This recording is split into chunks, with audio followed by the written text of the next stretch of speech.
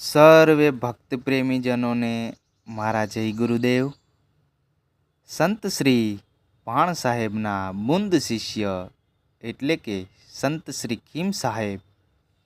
સંત શ્રી ખીમ સાહેબની વાણી, જુઓ ગગના હેરી ત્યાં બાંસુરી બાજે ઘેરી. ખૂબ અદ્ભુત રચના છે. ચાલો તો પ્રથમ વાણી ધ્યાનપૂર્વક સાંભળીએ. જુઓ ને ગગના હેરી ત્યાં બાંસુરી બાજે ઘેરી. જુઓ ને ગગના હેરી ત્યાં બાંસુરી બાજે ઘેરી. ત્રિવેણી ટંક સાડ પડત હૈ તાપર જીણી શેરી. ત્રિવેણી ટંક સાડ પડત હૈ તાપર જીણી શેરી. અમર યજીતા આસન બેઠા, અમર યજીતા આસન બેઠા, નગર બસાયા ફેરી. જુઓ ને ગગના હેરી ત્યાં બાંસુરી બાજે ઘેરી. ઘડી ઘડી ઘડિયાળા વાગે વાગે સ્વર ઘંટેરી. ઘડી ઘડી ઘડિયાળા વાગે વાગે સ્વર ઘંટેરી. ઢોલ નગારા શરણાઈ વાગે, ઢોલ નગારા શરણાઈ વાગે, ધૂમ મચી ચો ફેરી. જુઓ ને ગગના હેરી ત્યાં બાંસુરી બાજે ઘેરી. જુઓ ને ગગના હેરી ત્યાં બાંસુરી બાજે ઘેરી. ગગન મંડળ મેં કર લે વાસા વાય જોગી લહેરી. ગગન મંડળ મેં કર લે વાસા વાય જોગી લહેરી. સદગુરુદેવે મુને શાન બતાઈ, સદગુરુદેવે મુને શાન બતાઈ, જાપય જંપા કેરી. જુઓ ને ગગના હેરી ત્યાં બાંસુરી બાજે ઘેરી. શ્વાસો શ્વાસ દઉં નહીં પહોંચે વાલે લાગી મેરી. શ્વાસો શ્વાસ દઉં નહીં પહોંચે વાલે લાગી મેરી. નૂરતે સુરતે નામની રખ લે, નૂરતે સુરતે નામની રખ લે, સુખ મન માળા ફેરી. જુઓ ને ગગના હેરી ત્યાં બાંસુરી બાજે ઘેરી. સાચા સદગુરુ નેણે ની રખિયા, મિટ ગઈ રે અંધેરી.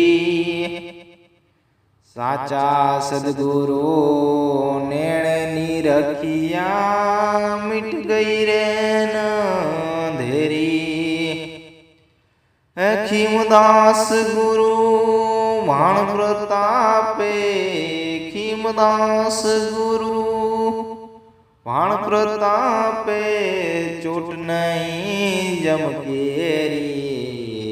જુઓ ને ગગના હેરી ત્યાં બાંસુરી બાજે જુઓ ને ગગનાએરી ત્યાં બાંસુરી વાગે ઘેરી. વાહ, કેટલી અદ્ભુત વાણી છે. જુઓ ગગના હેરી ત્યાં બાંસુરી બાજે ઘેરી.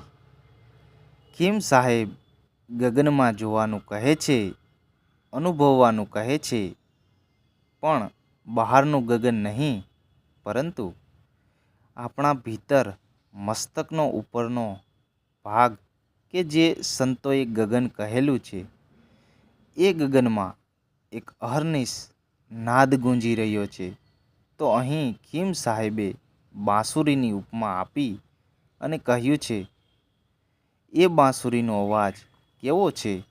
તો કહે છે કે બાંસુરી બાજે ઘેરી. કેવો અવાજ છે? તો કે ઘેરો અવાજ છે. આ ઘેરો અવાજ એક બ્રહ્માંડમાં અને એક ઘટમાં અહર્નિશ થઈ રહ્યો છે. પણ આ તો કોઈ ધ્યાની પુરુષ હોય એ સાંભળે. ખીમ સાહેબ કહે છે, ત્રિવેણી ટંક સાળ પડત હે, તાપર ઝીણી શેરી, અમર અજીતા આસન બેઠા નગર બસાયા ફેરી. ત્રિવેણી એટલે જ્યાં 3 ધારાઓ મળતી હોય તેને ત્રિવેણી સ્થાન કહેવાય. સંતોએ આ ઘટમાં ઈંગલા, પિંગલા અને સૂક્ષ્મણા નાડી જ્યાં મળી છે તે સ્થાનને ત્રિવેણી સ્થાન કહેલું છે. તો આમ ત્યાં ટંકશાળ આવેલી છે. તો ટંકશાળ એટલે શું? તો સામાન્ય રીતે ટંકશાળ એટલે જ્યાં સિક્કા બનતા હોય, જ્યાં સિક્કાના ઘાટ ઘડાતા હોય તે સ્થાનને ટંકશાળ કહે છે. પરંતુ અહીં ફક્ત ઘાટ ઘડવાના અર્થમાં જ આ શબ્દ વપરાયેલો છે. અહીં જ એ શબ્દનો ઘાટ ઘડાય છે.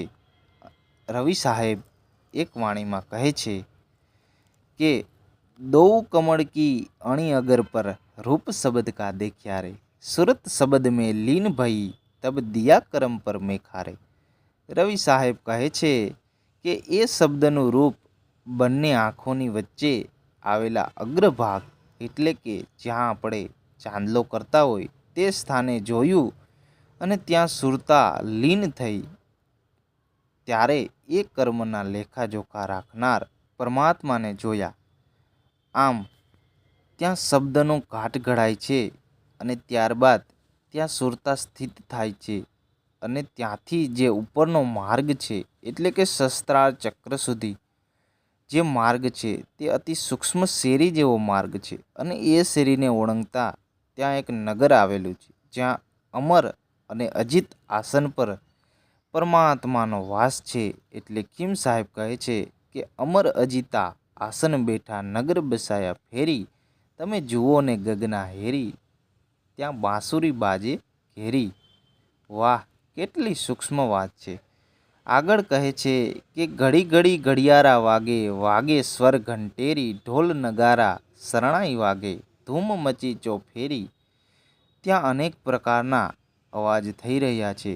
ત્યાં સ્વરરૂપી ઘંટડી વાગી રહી છે. ત્યાં ઢોલ નગારા શરણાઈ વાગે છે. આમ ત્યાં ચારેય બાજુ ધૂમ મચી છે. એક વાણીમાં કહ્યું છે કે 36 વાજા નિસ્દિન વાગે, ઝાલરી તણો ઝણકાર, ઈ ગેબીનાથ ગુંજે ગગનમાં એનો ભીતરમાં ભણકાર. આમ અનેક પ્રકારના અવાજો આ ઘટમાં થઈ રહ્યા છે. આગળની પંક્તિમાં ખીમ સાહેબ કહે છે કે ગગન મંડળમાં કરલે વાસા, વહાં હે જોગી લહેરી, સદગુરુએ મુને શાન બતાઈ, જાપ અજંપા કેરી. ખીમ સાહેબ ગગન મંડળમાં વાસ કરવાનું કહે છે. તો એ કઈ રીતે? તો કહે છે કે સદગુરુએ મને શાન બતાવી, જાપ અજંપા કેરી. આમ જ્યારે શ્વાસે શ્વાસે એ પરમાત્માની હજુરી હોય, શ્વાસે શ્વાસે સ્મરણ ચાલુ થાય ત્યારે એ અજંપા જાપ કહેવાય. જે નામ લેવું નથી પડતું એ તો પછી શ્વાસ ઉશ્વાસમાં ભળી જાય. જેમ શ્વાસ ઉશ્વાસ આવે ને જાવે એની ઉપર ધ્યાન આપીએ તો ખબર પડે, પણ જ્યારે ધ્યાન નથી આપતા ત્યારે પણ એ તો ચાલુ જ છે. એવો જાપ એને અજંપા જાપ કહે છે. આવી રીતે ગગનમાં વાસ કરવાનો છે. પણ કોનો? તો એક વાણીમાં સવારામ બાપા કહે છે કે સ્વયંવર સદગુરુના દેશમાં જ્યાં પરણે શબ્દને સુરતા નાર. તો અહીં સુરતાની વાત થઈ રહી છે કે સુરતાને ગગનમાં સ્થિત કરવાની છે. ત્યાં જે શબ્દનાદ થઈ રહ્યો છે એ શબ્દ સાથે પરણાવવાની છે સુરતાને, અને ગગનમંડળને સદગુરુનો દેશ કીધો છે. આમ સુરતા દ્વારા ગગનમાં વાસ કરવાનો છે. આગળ ખીમ સાહેબ કહે છે, શ્વાસોશ્વાસ દou નહીં પહોંચે વહાં લે લાગી મેરી, નૂરતે સુરતે નામ નિરખલે સુખમન માળા ફેરી. હવે ખીમ સાહેબે અદ્ભુત વાત કરી કે એવી જગ્યા, એવી અવસ્થા કે જ્યાં શ્વાસ ઉશ્વાસ નથી પહોંચતા ત્યાં સુરતા લાગી. તો કઈ રીતે? તો કીધું કે નૂરતે અને સુરતે નામ નિરખલે સુખમન માળા ફેરી. જીવણ સાહેબ એક વાણીમાં કહે છે કે જાપ અજંપા વો ઘર નાહી, ચંદ્ર સૂરજ ત્યાં પહોંચત નાહી, સૂક્ષ્મ ટેકથી વો ઘર જાવે, આપે આપમાં દિયે ઓળખાય, જણન જણન જલજાલરી વાગે. તો જીવણ સાહેબ પણ એ જ ઘરની વાત કરે છે કે ત્યાં જાપ અજંપા નથી, ત્યાં ચંદ્ર સૂરજ નથી, અર્થાત શ્વાસ ઉશ્વાસ નથી. તો ત્યાં જવું કેમ?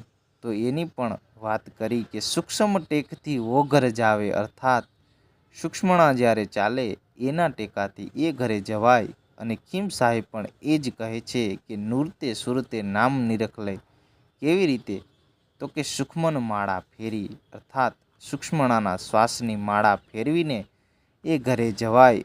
અહીં અખા ભગત પણ એ જ ઘરની વાત કરે છે કે મન અને વાણી જ્યાં પહોંચે નહીં, અજરા અમર થઈને રહેવું, પૃથ્વી વિનાનો પગ માંડવો, વીણ વાટે કરો દીવો, મુવા પછી જે ઘરે જવું એ ઘર તમે જીવતા જુઓ. વાહ! આ સંતોની તાકાત છે.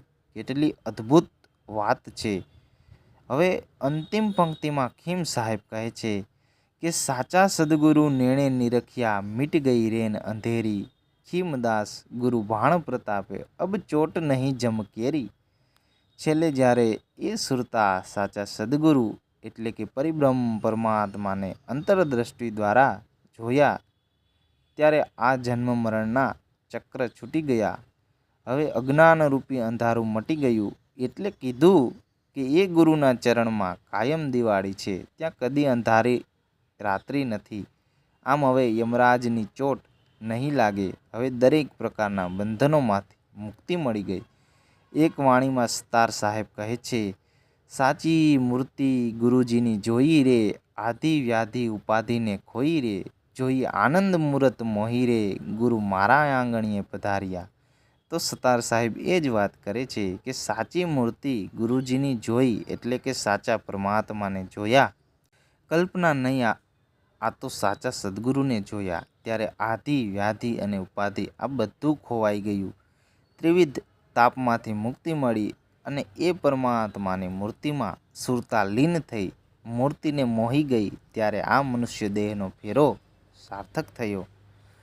તો આવા સમર્થ સંતોને વારંવાર વંદન. બોલો સદગુરુ શ્રી ખીમ સાહેબની જય.